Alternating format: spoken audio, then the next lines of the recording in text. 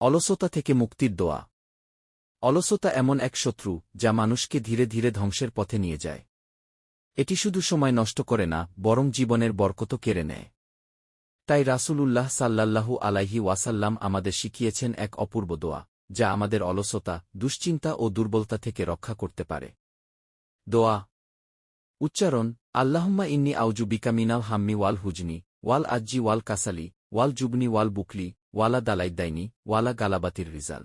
অর্থ: হে আল্লাহ, নিশ্চয়ই আমি আপনার কাছে আশ্রয় চাই দুশ্চিন্তা, পেরেশানি, অক্ষমতা, অলসতা, কাপুরুষতা, কৃপণতা, লিনভার ও মানুষের প্রভাবাধীন হওয়া থেকে। সহিহ আল বুখারী 6369। এই দোয়া নিয়মিত পড়লে ইনশাআল্লাহ মন থেকে হতাশা, দুঃখ, অলসতা ও ভয় দূর হয়ে যাবে। জীবন ফিরে পাবে এক নতুন উদ্যম ও বরকত। এমন আরও শিক্ষণীয় ভিডিও পেতে সাবস্ক্রাইব করে রাখুন।